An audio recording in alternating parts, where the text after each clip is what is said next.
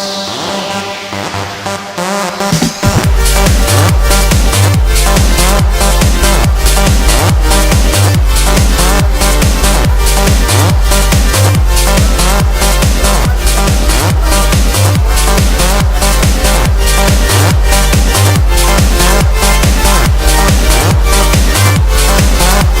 welcome back to another game review. Now, this is another game review as you guys enjoyed my first one, so I thought I'd do it again, even though it's not as great as some of the other ones, such as Angry Joe. Actually no, wait. Yeah, check him out because he does game reviews on his channel and they're brilliant. So yeah, I just thought I should give it a go.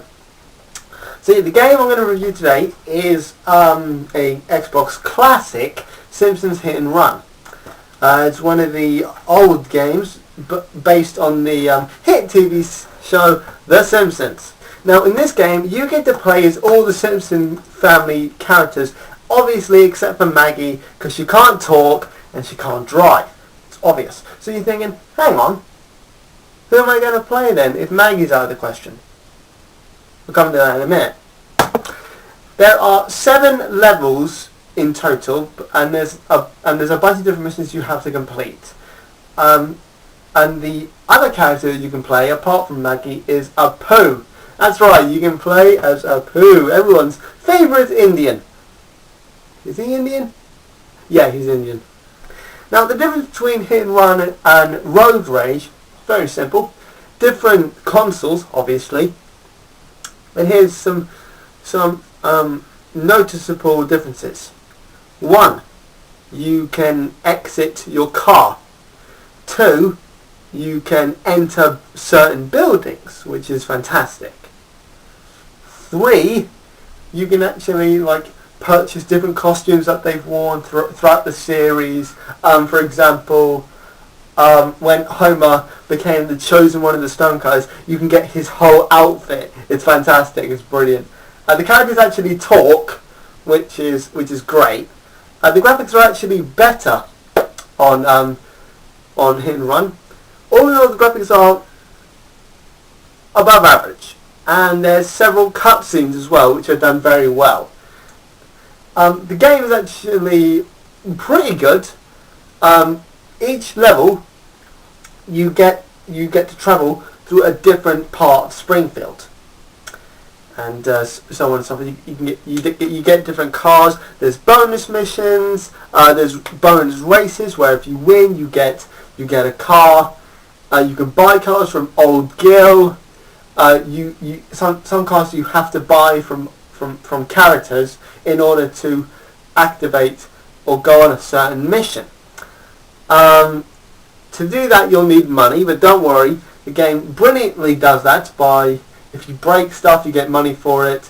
There's these WASP security camera type things where if you break them you get money for it, and there's several other things you can do as well. Now the reason why it's called Hit and Run is because there's this little meter at the right lower corner, and the more you break stuff, the more cars you hit and destroy, the more destruction and damage you cause, the more you run over people, that meter will increase. If it goes all the way to full, a big hit and run will flash on the screen and you'll get chased by the cops, which actually is a lot of fun. If you get busted, you only lose 50 coins. That's about it.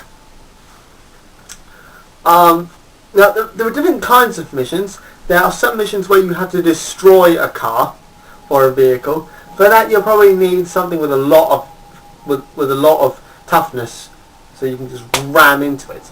There are following missions. There are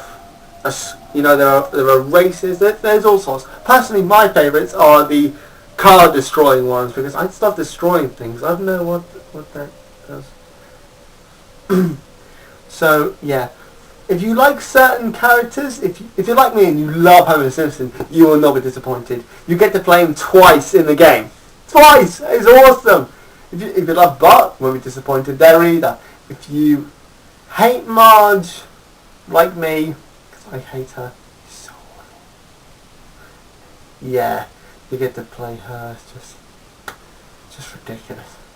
Unfortunately, you don't get to play as Grandpa, which I think they could have put in. That isn't to say he's not in the game, because he is. He's in like nearly all the levels. I'd say he's in nearly all of them, rambling on about stuff. So yeah, unfortunately you don't get to play him.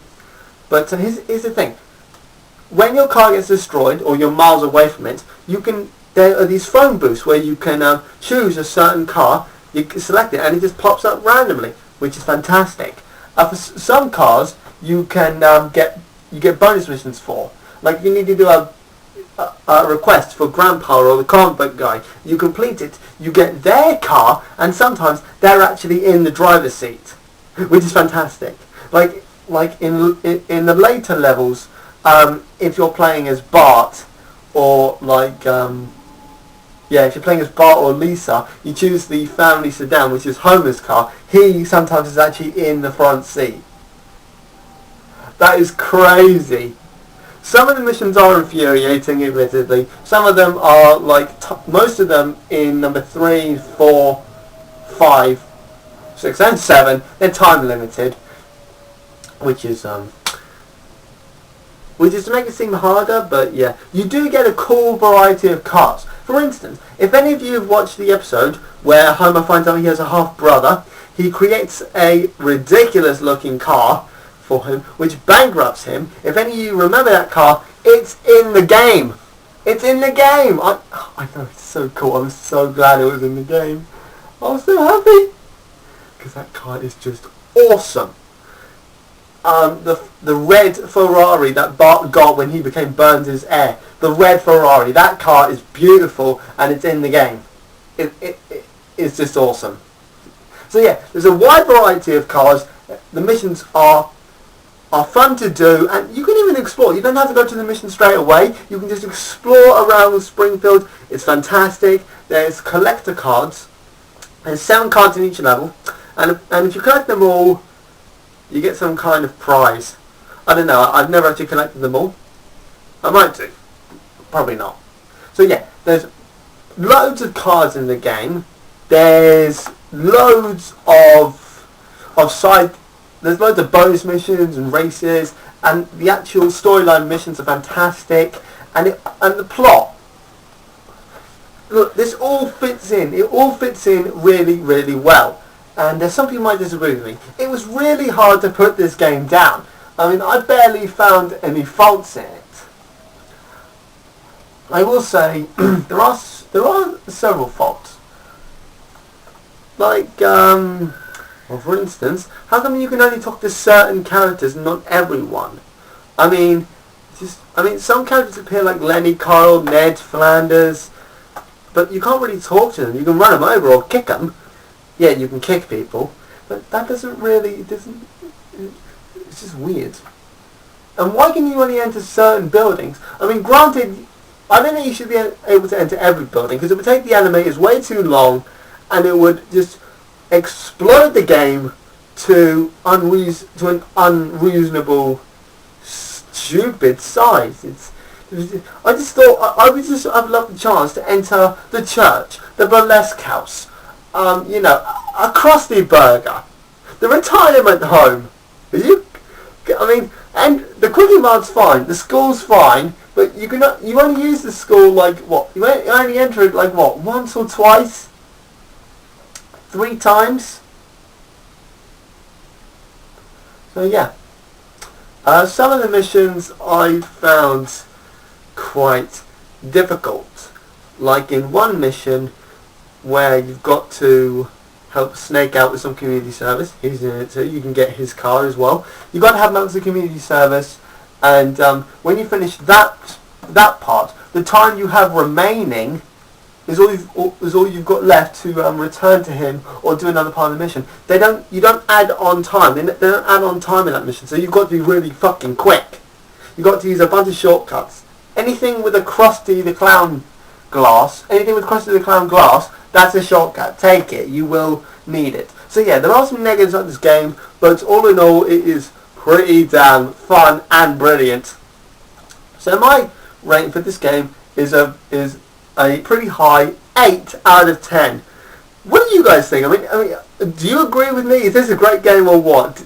I mean, I'm not blinding it, because if I did, I would have blinded all the faults, and I gave it like a perfect rating, 10 out of 10, because there are some faults in this game, but it is pretty good. Despite the fact that I'm a fan of The Simpsons, I'm not going to give this one a perfect rating, because to be honest, it is pretty hard to bring this game down. So yeah, what do you guys think? Do you agree with me, or do you think I'm being crazy?